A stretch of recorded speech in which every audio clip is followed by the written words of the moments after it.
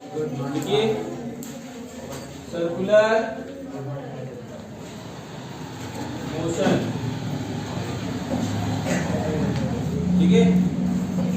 whenever a particle revolve in a circular path, whenever particle revolve in a circular path, whenever particle revolve in a circular path, then motion is said to be circular motion. Whenever particle revolve in a circular path, then motion is said to be circular motion. Whenever particle revolve in a circular path, then motion is said to be circular motion. Clear है? ठीक? Okay. अब circular motion तो हो गया, ठीक है। Classified in 2 types, कौन कौन से? एक है यूनिफॉर्म सर्कुलर मोशन, क्या हुआ? दूसरा है non uniform circular motion.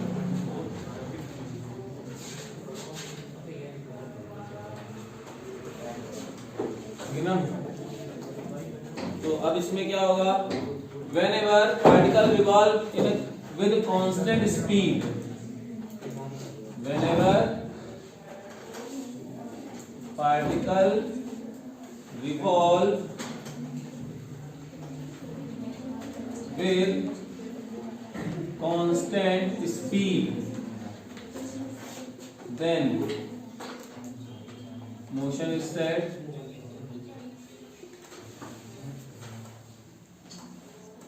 with constant speed in a circular track, then motion is called uniform circular motion। ठीक है, बस समझ में आ रही? यूनिफॉर्म सर्कुलर मोशन क्या होता है?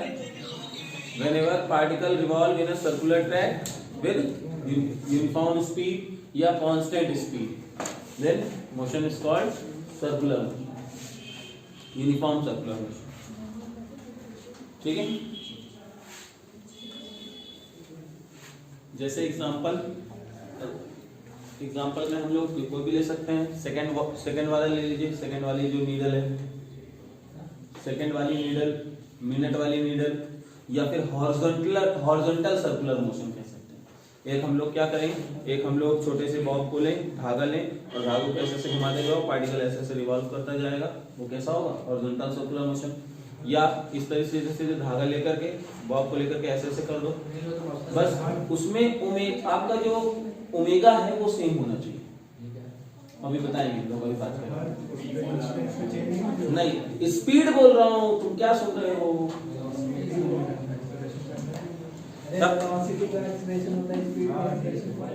आई बात समझ में? क्लियर है ना? ठीक है, एग्जांपल में लिख सकते हो मिनट नीडल, सेकंड नीडल, वो सब कैसे हैं? Uniform circular motion. ठीक है ना? अब यहाँ पे नॉन यूनिफॉर्म में क्या हो जाएगा?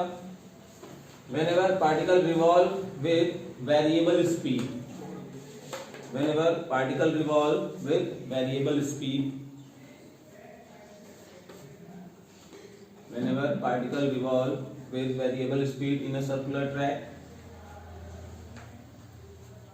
whenever particle revolve in a variable speed with a circular track, sorry, with variable speed in a circular track, then motion is said to be non-uniform circular motion। ठीक है, ओके। अब question पूछा गया यहाँ पे कि is uniform circular motion accelerated motion or not. Question अब ये हो गया ना, नोट कर लो पहले, इसके बाद नॉन यूनिफॉर्म सर्कुलर मोशन लिख लिया। अब एक क्वेश्चन लिखिए, is uniform circular motion accelerated motion or not? Is uniform motion accelerated motion or not? बोलिए। यस लिखेंगे, yes uniform motion is accelerated motion. Uniform motion is accelerated motion. क्यों accelerated motion है ये? क्योंकि sir direction changes every instant. लिख लेना, direction changes every instant. Direction changes every instant, hence velocity changes continuously. जो velocity of the particle होगी वो change होती रहेगी। क्यों? क्योंकि बेटा हमारा एक्सेलरेशन होता है change in velocity upon time.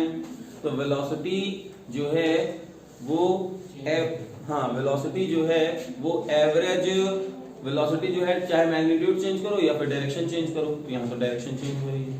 ठीक है, चलो अब बात आती है basic terms used in circular motion. Basic terms used in circular motion. ठीक है, basic terms used in circular motion. Basic terms used in circular motion. कौन कौन से बेसिक टर्म्स? तो देखिए ध्यान से बेटा, हम लोग यहाँ पे क्या ले रहे हैं, सपोज यहाँ पे ये एक सर्कुलर ट्रैक था, एक पार्टिकल था जो इनिशियली ए पे था t=0 पे, और आफ्टर टाइम t वो जो है पार्टिकल बी पे आ गया। तो जो ये डिस्प्लेसमेंट हुआ इसको हम लोग कह सकते हैं लीनियर इसका डिस्प्लेसमेंट है।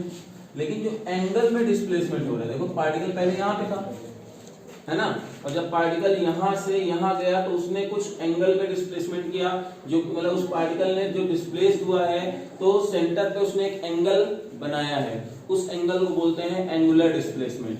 क्या बोलते हैं? हाँ, तो अब जो हम लोगों के बेसिक टर्म्स हैं उसमें पहला ही टर्म है कि एंगुलर डिस्प्लेसमेंट क्या होता है। एंगुलर डिस्प्लेसमेंट लिखो बेटा, पहले ही डेफिनेशन है एंगुलर डिस्प्लेसमेंट। लिखिए,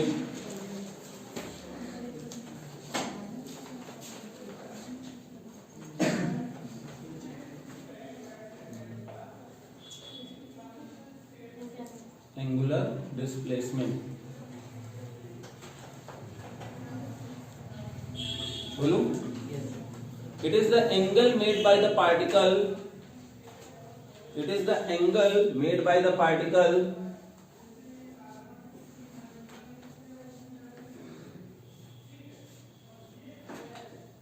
when particle. It is the angle made by the particle when particle revolve from one point to another point.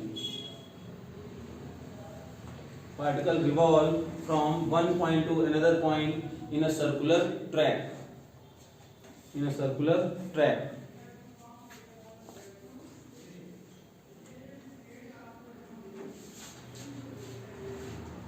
ठीक है, तो अब यहाँ पे जो थीटा आया, अब हमारे पास रिलेशन क्या है सबको पता है। डिस्प्लेसमेंट का एंगुलर डिस्प्लेसमेंट बोलते हैं कि एंगल, इस एंगल को एंगुलर डिस्प्लेसमेंट बोलेंगे। ठीक है ना, जैसे पार्टिकल यहाँ से यहाँ चला आएगा तो पाई बाई पाई आ जाएगा। ठीक है ना, और अगर यहाँ से यहाँ तक रहेगा पाई/2, पूरा घूम जाएगा 2 पाई। ठीक है, तो वो चीज यूनिट क्या होगी इसकी, यूनिट क्या होगी एंगुलर डिस्प्लेसमेंट की? रेडियन। यूनिट क्या हो जाएगी? रेडियन। ठीक, और ये डायमेंशन लेस क्वांटिटी है। कैसी है? Dimension less. क्लियर? ठीक, अब इसको जैसे एक रिलेशन पता है सबको, थीटा r/रेडियस, है ना। तो कई बार ऐसा होता है कि हमको अगर मान लीजिए ये इसका डिस्टेंस गिवन है और रेडियस गिवन है तो हम लोग थीटा निकाल सकते हैं। क्यों डायमेंशन लेस है? क्योंकि देखो ये भी तुम्हारे लिए r किस में होगा, ऑब्वियस सी बात है, ये तुम्हारे लिए लेंथ ही गिवन है, ये भी लेंथ गिवन है, तो कैंसिल कर देगा तो कोई इसकी डायमेंशन नहीं दिखा है। ठीक है, इतना नोट करो, फिर आगे बढ़ते हैं।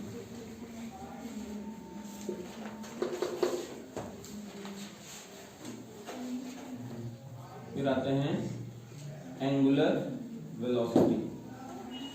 एंगुलर वेलोसिटी देख लो भाई, देख लो एंगुलर वेलोसिटी। आगे बोलो। एंगुलर वेलोसिटी क्या लिखेंगे? It is defined as the ratio of, it is defined as the ratio of angular displacement per unit time.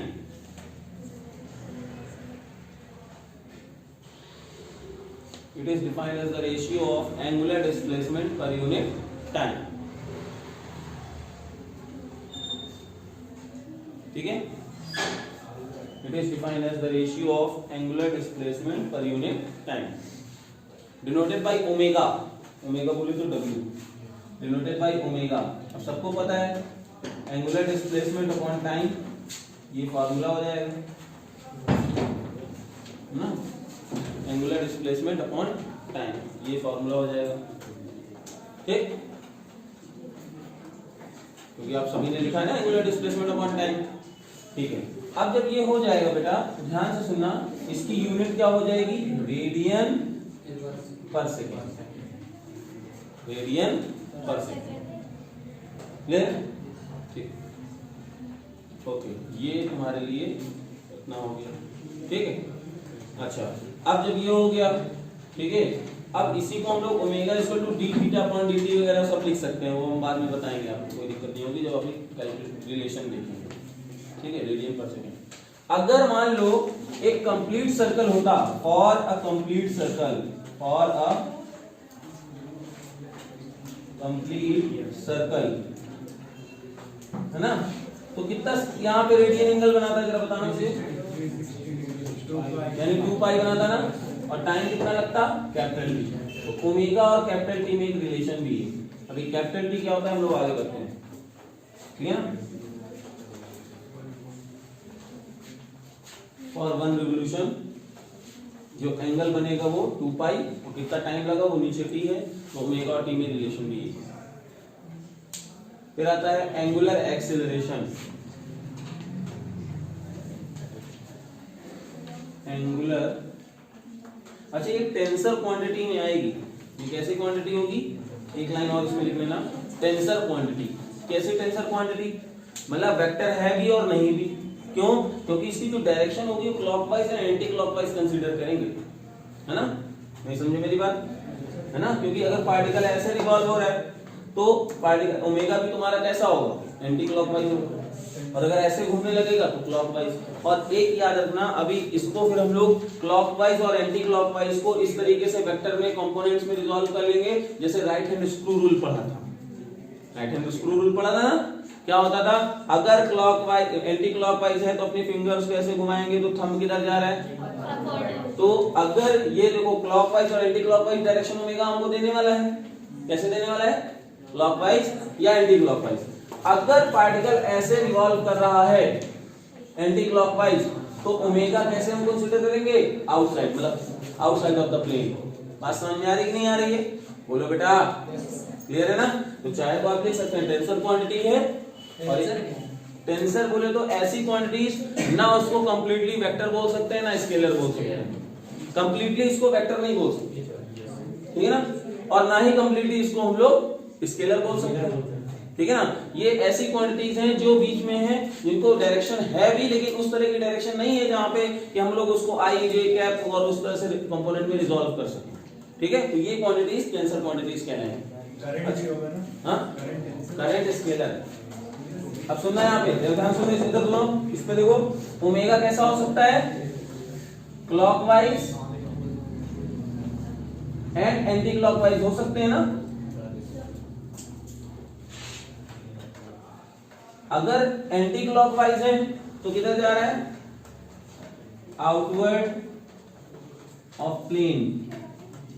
Plane के कैसे जाएगा? आउटवर्ड, बाहर साइड में। एंटी क्लॉकवाइज है तो देखो राइट हैंड थंब रूल लगा कर, स्क्रू रूल, है ना। और अगर क्लॉकवाइज होता तो इनवर्ड। बोलो इतनी बात समझ में आ गई नहीं आ गई? ठीक ओके। अब बात करते हैं एंगुलर एक्सेलरेशन। एंगुलर एक्सेलरेशन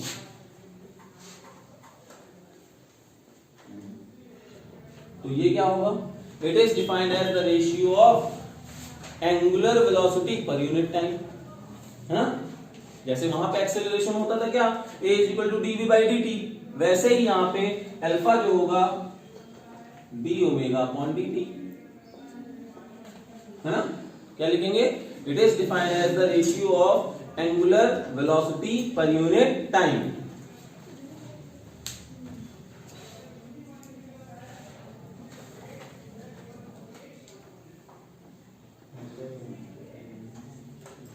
ये वाला तुमने नहीं लिखा है, ये लिखो।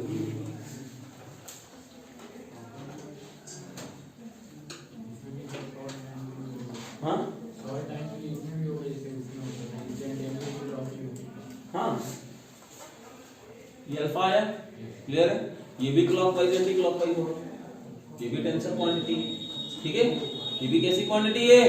टेंसर क्वांटिटी, है ना? जब ये वाली टेंसर क्वांटिटी तो ये भी टेंसर क्वांटिटी, है ना? और यूनिट क्या होगी इसकी? यूनिट रेडियन पर सेकेंड, तो इसी का था, नीचे भी सेकेंड, कितना हो गया?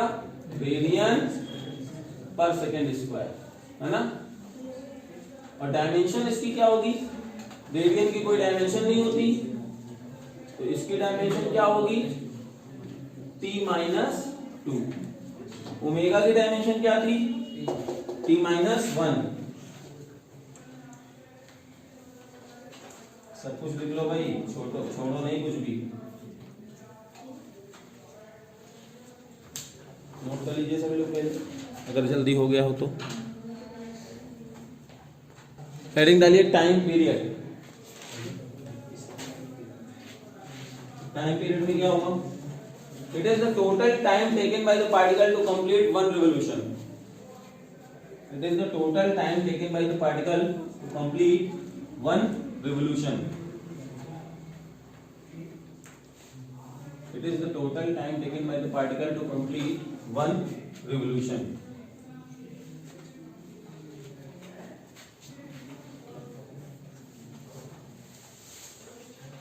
ठीक है? तो ये denoted by capital T, denoted by capital T। Okay, unit क्या होगी? सेकेंड सबको पता है, ठीक है? स्केलर क्वांटिटी है। अब बात करते हैं फ्रीक्वेंसी। फ्रीक्वेंसी हेडिंग डालिए, फ्रीक्वेंसी।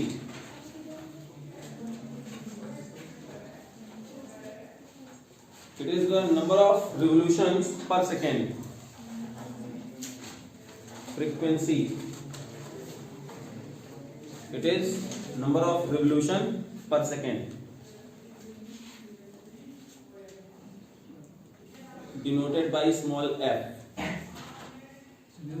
म्यू से भी कर सकते हो, डिनोटेड बाय स्मॉल f, ठीक है? और f से है तो f का फॉर्मूला क्या हो जाएगा? यहाँ से 1/t होता है, ठीक है? यूनिट आप सेकंड इनवर्स भी बोल सकते हो और हर्ट्ज भी बोल सकते हो, ठीक है? ओके, तो ये हो गया।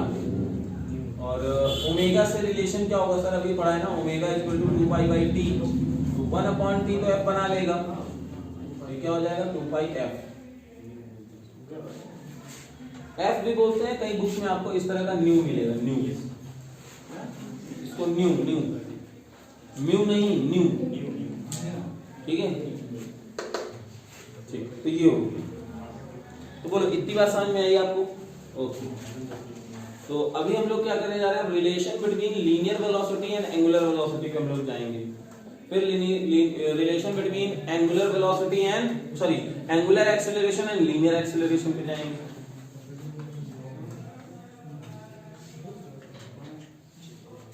तो देखो कराऊं मैं?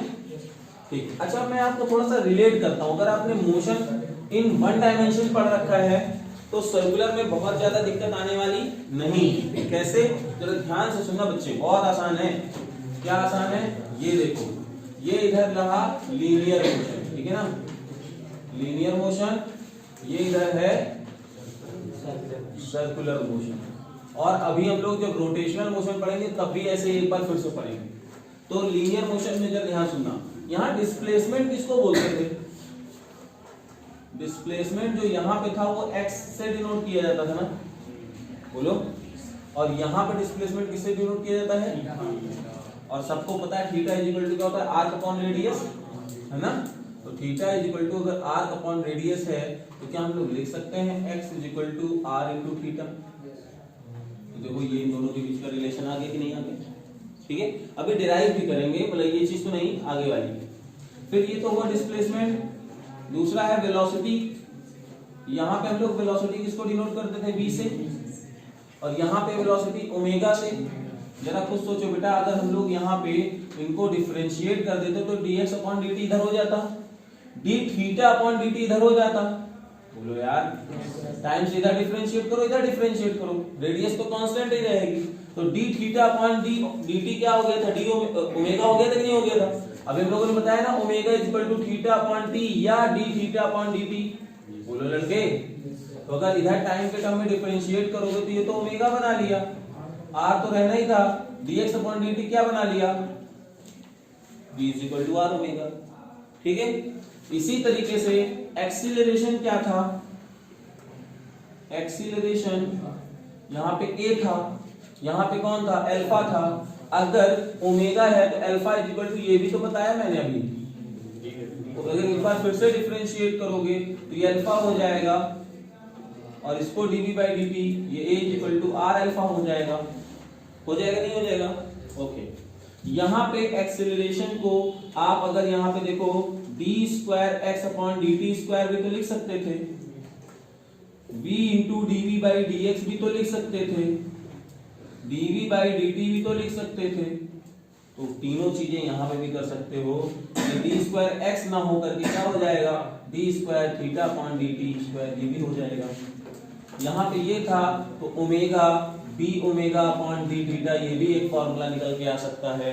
और इसी तरह से ये फॉर्मूला, ये देखो रिलेशन है कि नहीं है?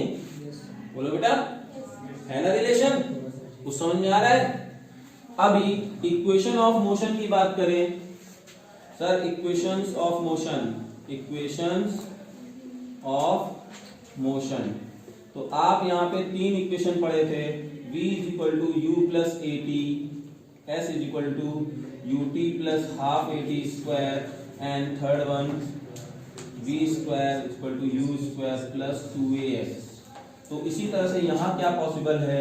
Omega is equal to omega not plus alpha into t, theta is equal to omega not t plus half alpha t square, omega square is equal to omega not square plus 2 alpha theta.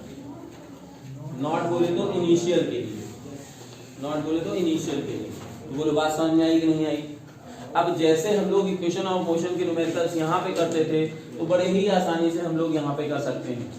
ठीक है, ये तो relation हुआ ना। अभी करो तो numerical हम कराएंगे इसके, पहले इतना नोट करो। हेडिंग डाल सकते हो कि analogy, analogy which relates linear motion with circular motion.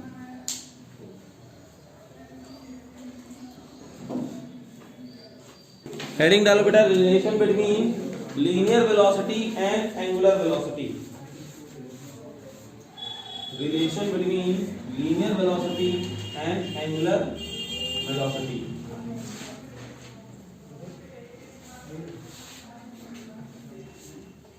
Relation between linear velocity and angular velocity।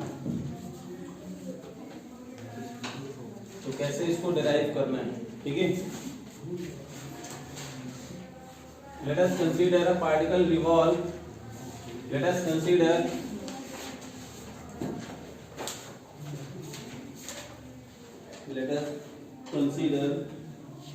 a particle revolve in a circular track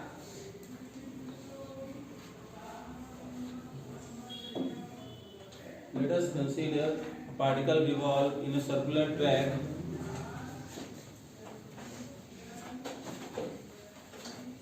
with velocity v at any instant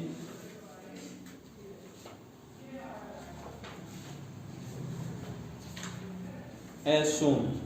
ठीक है, तो जैसे यहाँ पे ये पार्टिकल है, ये v वेलोसिटी हो जाएगी, ठीक है ना, और ये पार्टिकल जो है हमारा कैसे रिवॉल्व कर रहा था, एंटी क्लॉकवाइज अगर रिवॉल्व कर रहा है तो इसकी एंगुलर स्पीड ओमेगा हो जाएगी। ठीक है, ओए बात नहीं करो भाई।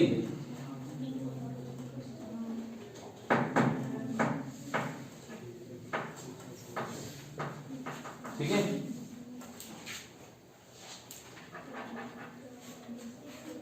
तो अब हम लोग यहाँ पे क्या लिखेंगे, यहाँ पे लैंग्वेज क्या लिखा हम लोगों ने, let us consider particle revolve in a circular track with velocity v at any instant. ठीक है ना, ओके। तो यहाँ पे अगर हम देखें, वी नो दैट, एक चीज जानते हैं क्या, theta is equal to r upon radius, तो x is equal to r into theta. तो यहां से differentiate with respect to time both side, differentiate with respect to time both side, कितना हो जाएगा, dx upon dt, r constant रहेगा, d theta upon dt, तो ये हो जाएगा velocity is equal to r omega. लेकिन वेक्टर फॉर्म में हमको लिखना है, ठीक है ना, तो वेक्टर फॉर्म में क्या लिखेंगे, v is equal to r cross omega हो सकता है, और या फिर हो सकता है ओमेगा क्रॉस r। कौन सा सही है वो चीज देखते हैं। ठीक है, तो देखो ध्यान से इस चीज को करेंगे भाई। ये वेलोसिटी ऊपर की डायरेक्शन में है, आपने क्रॉस प्रोडक्ट में क्या पढ़ा था, क्रॉस प्रोडक्ट में पढ़ा था a क्रॉस b, वो सेटिस्फाइड होना चाहिए कि नहीं होना चाहिए, a क्रॉस b सेटिस्फाइड होना चाहिए। जरा ध्यान से सुनना, ये पार्टिकल किधर जा रहा है, ये एंटी क्लॉकवाइज, ओमेगा की डायरेक्शन क्या आउटवर्ड लेंगे, ओमेगा की डायरेक्शन आउटवर्ड लेंगे। ठीक है, अब जब ओमेगा की डायरेक्शन आउटवर्ड लोगे तो जरा ध्यान से सुनना, अगर a क्रॉस b करना है तो ओमेगा ऐसे रहा, ओमेगा क्रॉस r करोगे तभी तो v ऊपर जा रहा है। वेलोसिटी v क्या है, ओमेगा और r का प्रोडक्ट, ओमेगा और r का प्रोडक्ट है कि नहीं, देख लो, v क्या है, ओमेगा और r का प्रोडक्ट। अब v तो ठहरा वेलोसिटी वेक्टर, मतलब वेक्टर क्वांटिटी है ये, डिस्प्लेसमेंट वेक्टर भी तुम्हारे लिए क्या होने वाला है, क्योंकि आप अगर यहां पे लेंगे तो देखो ध्यान से, ये r वेक्टर हो गया, ठीक है, ये r वेक्टर है कि नहीं, बोलो, r वेक्टर डिस्प्लेस रेडियस है ना, तो अगर पार्टिकल इस समय यहाँ पे था तो एक ये डिस्प्लेसमेंट वेक्टर की तरह काम नहीं करेगा, ओरिजिन अगर यहाँ पे है, ये पोजीशन r है, तो ये वेक्टर की तरह ट्रीट नहीं करेगा, रहेगा ना।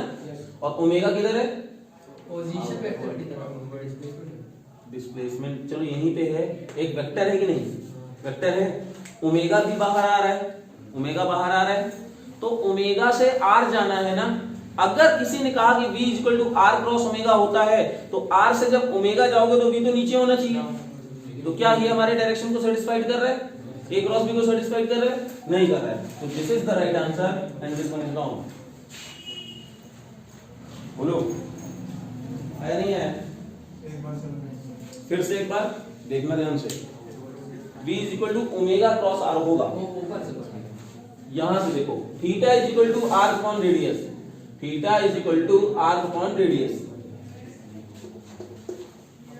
तो ये इधर चला गया, ये इक्वेशन बन गई। Differentiate both side with respect to time, dx upon dt, r constant है तो इसको डिफरेंशिएट करने का कोई मतलब, क्योंकि कहीं भी पार्टिकल घूमे रेडियस तो फिक्स है, थीटा चेंज होगा तो d थीटा अपॉन dt, तो जो ये हुआ ये तो ओमेगा बना लेगा, ये वेलोसिटी बना लिया, ये तो डायरेक्टली रिलेशन आप दे रहे हो v equal to r omega.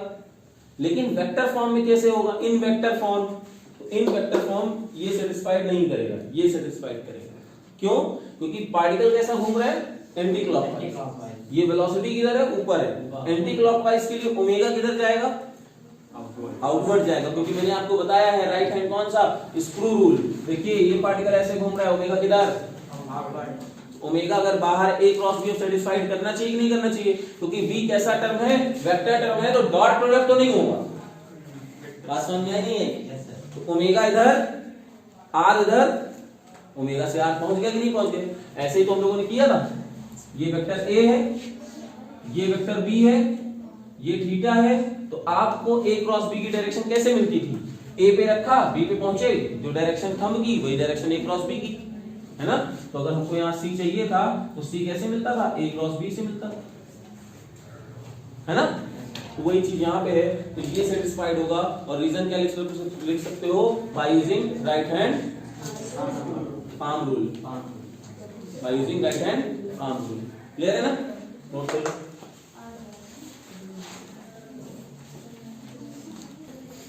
Similarly, relation between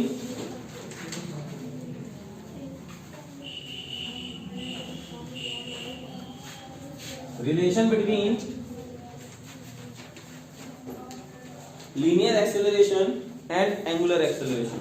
बेटा ये सही है, क्यों सही है ये आप लोगों ने नहीं लिखा, बस ऐसे लिख लिया, हाँ टिक मार दिया। लिखो ना by using right hand palm rule, ठीक है? तो बस अगर आपने ये समझ लिया v equal to omega cross r होता है, तो बस differentiate both side with respect to time. क्या हो जाएगा? dv upon dt d omega upon dt plus sorry into r, तो एक्सेलरेशन अल्फा r। लो भाई, आया नहीं है? कोई डाउट है? एक बार इसको यहाँ तो जहां तक तो आ ही गया था, बस दोनों तरफ टाइम से डिफरेंशिएट कर दिया, dv by dt d omega by dt, क्योंकि r डिफरेंशिएट होगा नहीं, कांस्टेंट है, ठीक है? ये अल्फा बना लेगा। हाँ, तो ये किसके बीच में डिराइव कर रहे हो? Linear acceleration and angular acceleration के बीच में, हाँ?